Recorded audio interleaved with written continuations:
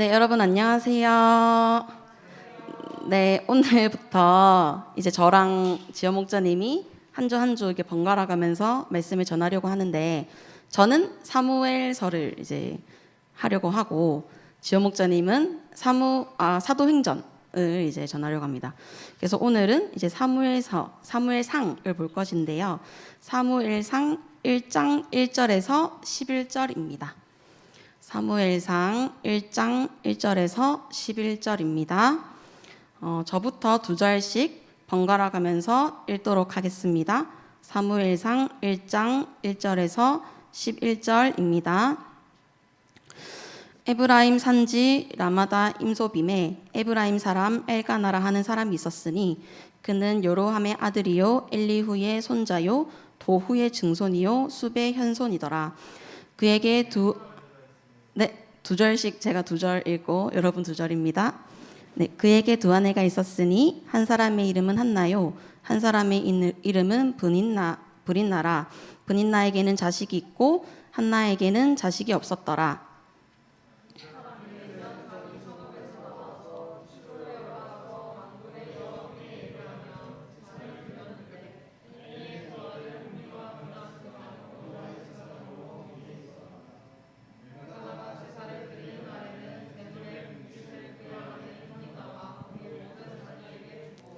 한나에게는 갑절을 주니 이는 그를 사랑함이라. 그러나 여호와께서 그에게 임신하지 못하게 하시니 여호와께서 그에게 임신하지 못하게 하심으로 그의 적수인 브닌나가 그를 심히 격분하게 하여 괴롭게 하더라.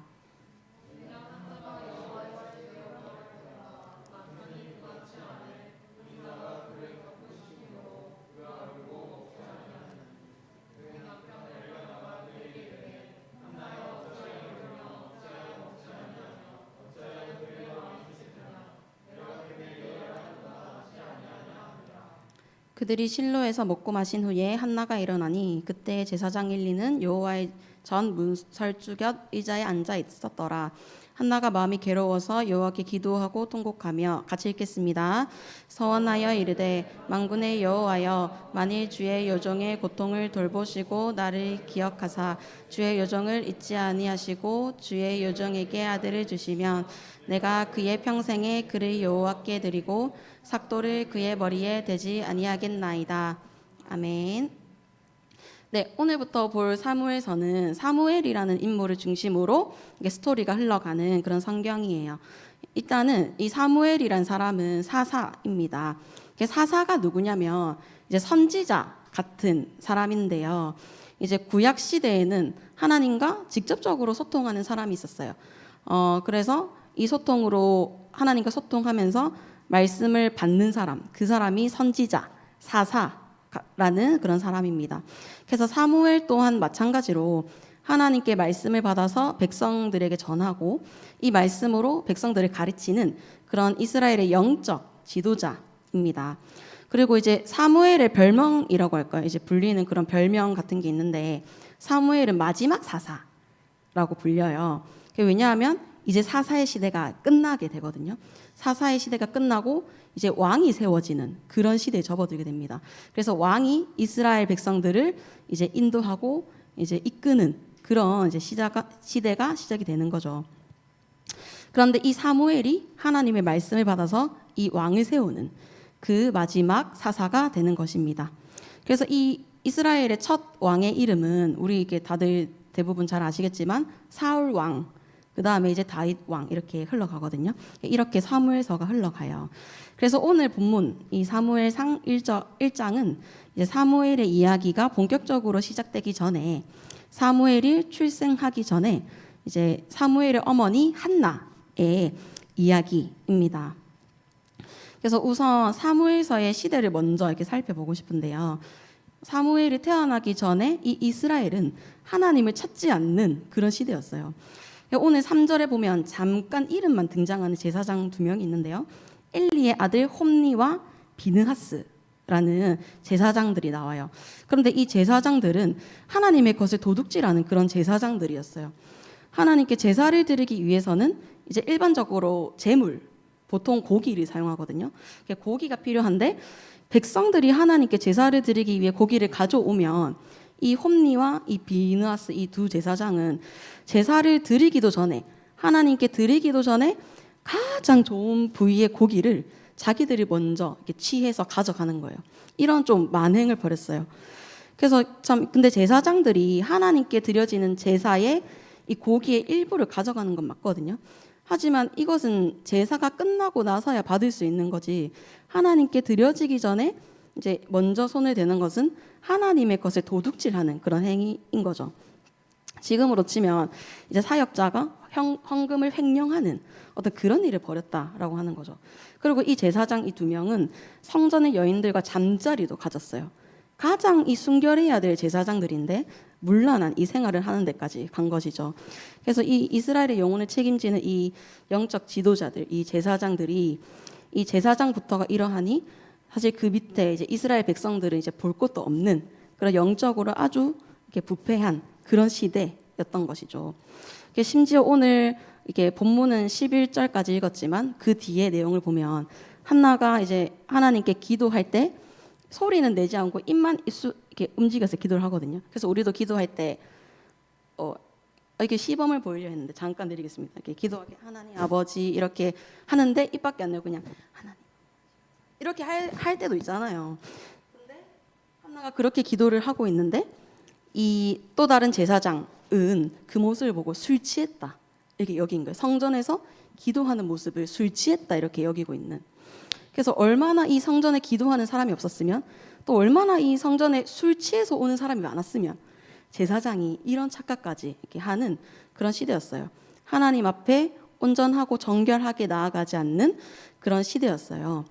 이런 시대에서 말씀에서는 한나라는 이 한 사람을 주목하고 있습니다. 그런데 본문에서는 이제 한나의 가정에 대한 소개를 하고 있거든요. 한나의 남편은 엘가나라는 사람이고 이 엘가나에게는 두 명의 아내가 있었어요. 첫째 부인이 한나이고요. 둘째 부인은 브닌나입니다. 성경에서는 보통 이름을 나열할 때 먼저 된 사람을 나열하거든요. 한나 이름이 먼저 나와요. 그러니까 한나가 첫째 부인이라는 거죠. 그리고 오늘 본문을 보면 한나는 남편의 사랑을 아주 풍성하게 받고 있는 걸로 이렇게 보여요. 한나는 지금 아기가 자식이 없는 상태인데요. 한나가 이것으로 이렇게 힘들어할 때 남편인 이 엘가나가 그래도 내가 있지 않냐라고 하면서 이렇게 위로를 하고 있어요. 근데 보통 이 고대 근동 사회에서 여자가 아이를 낳지 못하면 이 여자는 쓸모없는 존재로 여겨졌어요. 왜냐하면 여자라는 존재, 이 시대의 여자라는 존재는 그냥 집안의 재산이었기 때문에. 그래서 아이를 낳지 못하는 여자는 남편에게 버림받고 이 남편의 관심의 이 영역 안에도 들지 못하는 이게 그렇게 되는 이게 환경이었거든요. 그런데 남편인 이 엘가나는 아내 한나를 이렇게 사랑하면서 세심하게 위로를 하고 있어요. 내가 있지 않냐, 내가 10 아들보다 낫지 않냐 이렇게 위로하고 있습니다. 그리고 또 남편의 사랑이 또 보이는 것이 있는데요. 이 엘가나 한나의 이 가정은 매년 가족들과 함께 제사를 드리러 성전에 1년에 한 번씩 갔어요. 매년 갔어요. 그런 신실한 가정이었어요. 그런데 이 엘가나가 이 성전에 매년 제사를 드리러 가는 게 이게 어떤 종교적인 기념일이어서 가는 게 아니라 개인적으로 이렇게 하나님께 예배를 드리러 가는 그런 사람이었어요. 그래서 오늘 이 본문을 보면 이 가족들이 제사가 끝나고 나서 하나님께 드렸던 이 제물 음식을 가족들끼리 나누어 먹는 이 장면이 나오는데요. 아마도 이 화목제라는 제사를 드린 것 같아요. 화목제는 제사가 끝나면 다 같이 나누어 먹는 그런 형식의 제사이거든요. 그런데 한나는 이 제물의 제사, 이 제사의 제물을 갑절이나 받았다라고 표현하고 있습니다. 둘째 부인보다 한나가 갑절이나 더 받았다 이렇게 표현하고 있어요. 둘째 부인보다 훨씬 더 많은 양을 받은 거죠. 그래서 한나는 남편의 이 퍼붓는 사랑을 받고 있었습니다. 근데 좀 이제 의문이 드는 게 그럼 남편이 이렇게 첫째 부인인 한나를 이토록 사랑하는데 왜 둘째 부인을 이렇게 드렸을까요? 네, 맞습니다. 아까 말했듯이 한나가 아이를 낳지 못했기 때문인 거죠. 지금이야 아이가 이렇게 없는 그런 가정이 많지만 당시의 아이는 아주 중요한 존재였어요. 아이는 신의 축복, 특별히 이스라엘에는 하나님의 축복으로 여겨졌어요. 아이가 많으면 많을수록 축복이 크다. 저 사람에게 하나님이 축복을 많이 주셨다. 하나님이 사랑하시나 보다. 이렇게 여겨졌거든요. 그런데 한나는 아이를 낳지 못했고 남편은 이제 분인나, 둘째 부인을 들인 것이죠. 그리고 이 둘째 부인은 아이를 2명이나 낳았습니다. 그럼 한나의 마음은 어떨까요? 한나는 이 둘째 분인나가 아이를 낳았으니까 아이를 낳지 못하는 이 이유는 전적으로 한나에게 있었던 그런 문제가 되었죠. 그러니까 지금도 부부가 아이를 가지려고 하는데 어떤 한 사람의 문제로 아이를 낳지 못하면 그건 이제 그 가정과 그 당사자에게 엄청난 고통으로 다가오잖아요. 내 배우자한테 너무 미안하고 이제 이게 사실 이혼까지 갈 문제가 되는 거잖아요. 그래서 한나는 내적으로 아주 큰 그 고통 가운데 있었을 거예요. 우리도 내 치명적인 이런 약점이 드러날 때 엄청나게 부끄럽고 수치스러운데 근데 나의 이 약점이 나뿐만 아니라 내가 사랑하는 사람에게도 영향을 미친다면 엄청난 괴로움, 죄책감이 더해지는 거죠. 그래서 아이를 낳지 못하는 것이 한나에게는 치명적인 결함으로 느껴졌을 거예요. 그런데 이것에 더해서 둘째 부인 분인나의 괴롭힘까지 이어집니다. 한나에게. 분인나는 남편의 아이를 2명이나 낳았지만 남편의 사랑은 여전히 한나를 향해 있었죠. 그래서 분인나는 한나를 향해서 아주 맹렬한 질투로 괴롭힙니다. 그런데 오늘 말씀을 보면 사실 한나는 이렇게 홀로 있을 때는 견딜만 했던 것 같아요. 이 아이가 없는 것이. 하지만 이 분인나의 괴롭힘에는 도저히 참을 수 없는 슬픔과 고통이 밀려왔던 것 같습니다. 7절을 보면 남편이 한나에게 특별히 훨씬 더 많은 제사의 제물을 주었고 그 때문에 분인나가 훨씬 더 지독하게 한나를 괴롭혔다고 나와 있어요. 제가 6절과 7절을 읽어보겠습니다. 6절 중반부터 읽어보겠습니다. 분인나가 그를 심히 격분하게 하여 괴롭게 하더라. 분인나가 그를 격분시킴으로 그가 울고 먹지 아니하니. 6절과 7절에 연달아서 괴롭히고 격분시켰다라는 말이 나옵니다. 우리도 강조하는 말을 할 때 쟤 진짜 나쁜 사람이야. 쟤 진짜 나쁜 사람이어서 이런 일을 벌였다니까? 이렇게 말하잖아요. 성경도 마찬가지예요. 분인나가 정말 극심하게 한나를 괴롭혔다는 겁니다. 심히 격분하다라는 말을 원어로 보면 괴롭히다 이런 뜻이에요. 또 괴롭게 하다라는 뜻도 원어를 보면 자극하여 심하게 흔들다 이런 뜻입니다. 사람은 내가 미워하는 사람이 어떻게 해야 상처를 받는지 본능적으로 알고 있는 것 같아요. 그 마음을 어떻게 찢을 수 있는지 본능적으로 알고 있는 것 같아요. 이 분인나는 한나에게 가장 상처가 되는 것으로 한나를 괴롭히고 조롱하고 한나의 마음을 갈갈이 찢어 뭉개고 있습니다. 분인나가 한나를 어떻게 괴롭혔을까요? 당시에 이 자녀는 하나님의 축복을 뜻한다고 말했잖아요. 이 아이가 있는 분인나가 아이가 없는 한나에게 얼마나 너에게는 하나님의 은혜가 없냐, 너한테 얼마나 하나님의 사랑이 없냐 이렇게 조롱했을 것 같아요. 네가 아이를 못 낳는 거 보니까 하나님은 너에게 관심도 없으시고 너를 사랑하지 않는 것 같다라며 정죄했을 것 같아요. 그래서 분인나는 한나에게 이 트라우마적인 결핍, 이 약점을 쥐고 계속 상기시키다 못해 조롱까지 하고 있는 것입니다.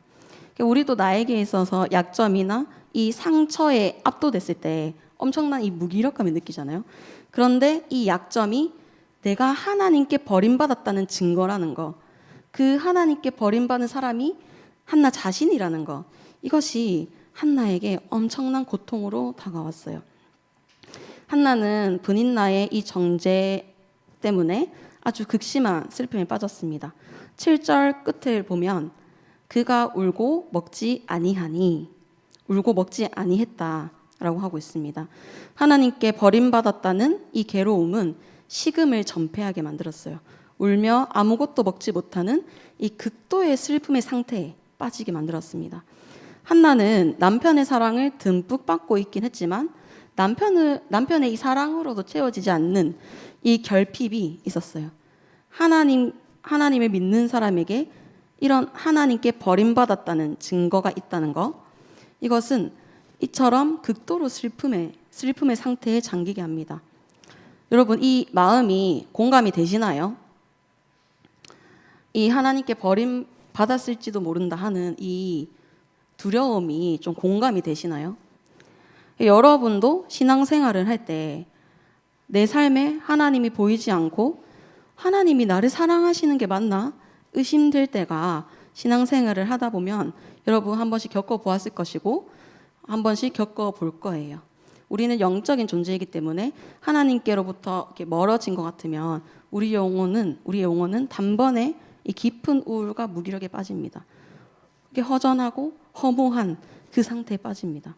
한나는 이런 고통과 슬픔 중에 있어요. 그런데 한나는 이 괴로운 마음을 하나님께 기도로 토로했습니다. 한나는 이 가족들과 제사를 드리고 다 같이 먹고 마실 때 이게 울면서 먹지 못했다고 했죠. 그래서 혼자 따로 나와서 하나님께 이 기도의 자리에 나왔어요. 그런데 한나의 기도가 참 정말 놀랍습니다. 우리 다 함께 11절을 읽어보도록 하겠습니다. 11절입니다. 시작. 만군의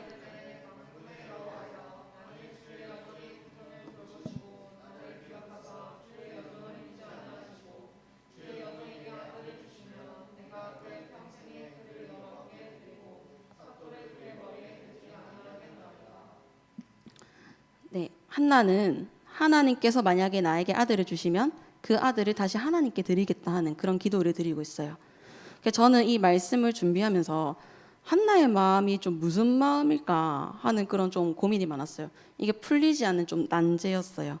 아이를 낳기를 엄청나게 고대했으면 아이를 낳고 아이와 함께 하고 싶어 하는 그 마음이 진짜 많을 것 같거든요. 그리고 어렵게 생긴 아이이기 때문에 애틋하고 이게 떨어지고 싶은, 떨어질 새가 없었을 것 같아요.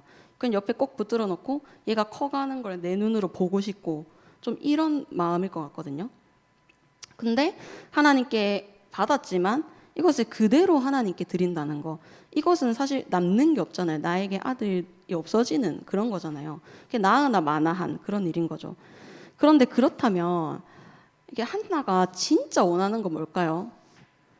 아이를 주셔도 그 아이를 다시 드리겠다고 한나가 말하고 있는데, 그렇다면 당연히 이제 아이를 원하긴 하겠지만 진짜 원하는 게 있을 것 같은 그런 의미심장한 그런 기도입니다. 한나가 진짜 원하는 건 뭘까요? 제가 11절을 다시 읽어보겠습니다. 만군의 여호와여, 만일 주의 여종을 돌보시고 나를 기억하사 주의 여종을 잊지 아니하시고 주의 여종에게 아들을 주시며, 다시 만군의 여호와여, 만일 주의 여종의 고통을 돌보시고 나를 기억하사 주의 여종을 잊지 아니하시고 주의 여종에게 아들을 주시면, 이렇게요. 한나의 마음은 우리에게 새로운 패러다임을 보여주고 있습니다. 한나가 진정으로 원했던 것은, 이게 아이도 물론 맞겠지만 정말 가장 원했던 것은 아이가 아니라 하나님께서 나의 고통을 돌보시고 나를 생각하시며 나를 잊지 않으신다는 것, 하나님께서 나를 버리지 않으셨다는 것, 바로 그것을 원했던 거예요.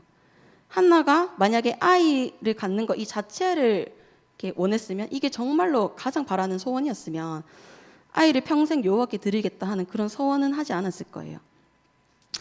하지만 한나는 아이가 없었던 이 긴 시간 동안 아이가 생기는 것은 자신의 힘으로 할 수 없는, 해결이 불가능하다는 것을 철저히 깨달았습니다. 오늘 말씀에서도 명확히 밝히고 있는데요.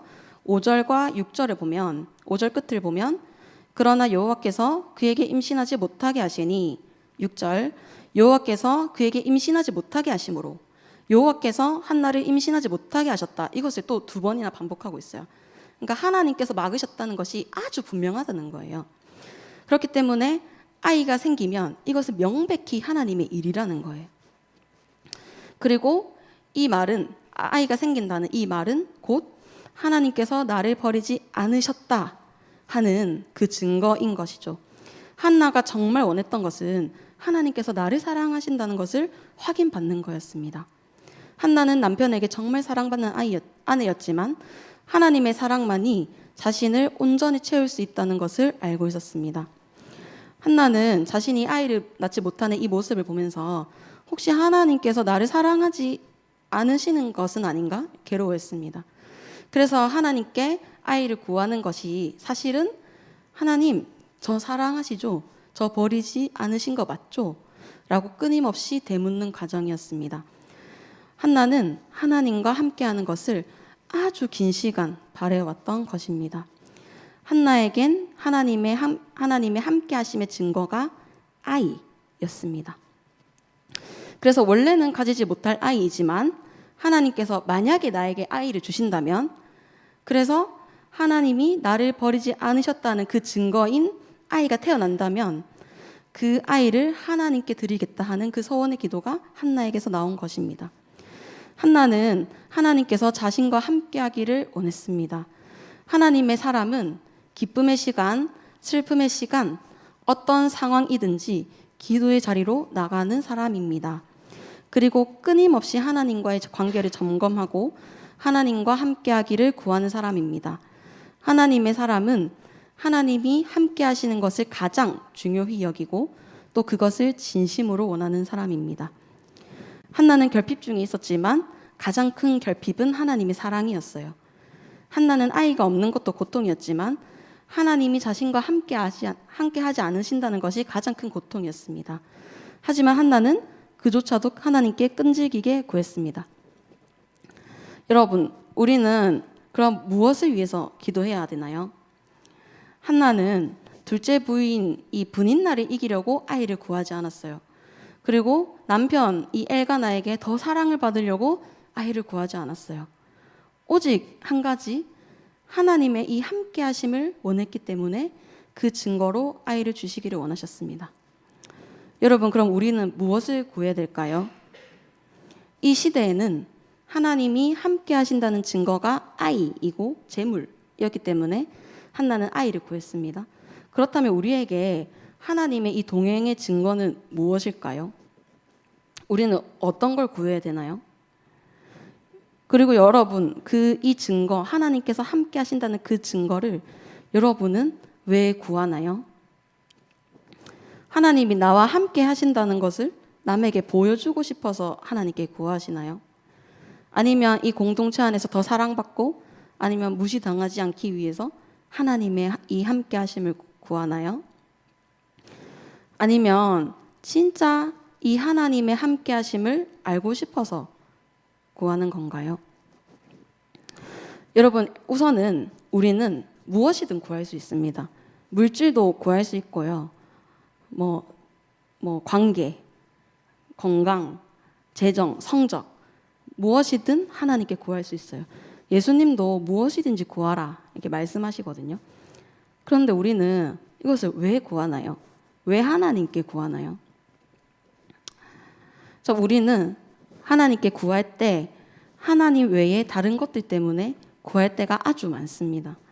하나님의 이 함께 하심보다 사람의 시선, 그리고 자기 만족을 위해, 자기 이 만족적인 종교 생활을 위해 구합니다. 여러분, 우리는 하나님의 이 함께 하심을 위해 기도해야 됩니다. 이 기도의 시간도, 이 기도의 시간을 채웠다는 뿌듯함, 그리고 이 기도를 할 때 눈물을 흘렸다는 이 카타르시스, 이것 때문이 아니라 하나님과 더 가까워지기 위해, 하나님의 마음을 더 알기 위해 구해야 됩니다. 여러분, 우리의 마음이 하나님께로 포커싱 되어 있으면 한나의 기도처럼 정말 원하던 것도 하나님께 드릴 수 있습니다. 여러분에게 그 은혜가 있기를 간절히 바랍니다. 순전한 마음으로, 또 어린아이 같은 이 순수한 마음으로 하나님께 나아가는 이멘 되기를 여러분 축복합니다. 네, 그러면 제가 기도하고 마치도록 하겠습니다. 하나님 아버지, 감사합니다. 하나님, 수양회를 무탈히 그리고 풍성한 은혜 속에서 보내게 하시고, 그리고 이 예배의 자리까지 이끌어 주심에 감사드립니다. 하나님, 우리는 참으로 하나님 앞에 계산이 많습니다. 하나님 앞에 어린아이 같은 이 순전한 마음이 아니라 이것저것 계산해서 하나님께 나아가는 것이 많습니다. 하지만 하나님, 우리가 하나님께 나아갈 때 오직 하나님만 바라보길 원합니다. 하나님만이 우리의 중심이 되어주시기를 간절히 원합니다. 감사합니다. 예수님의 이름으로 기도드렸습니다.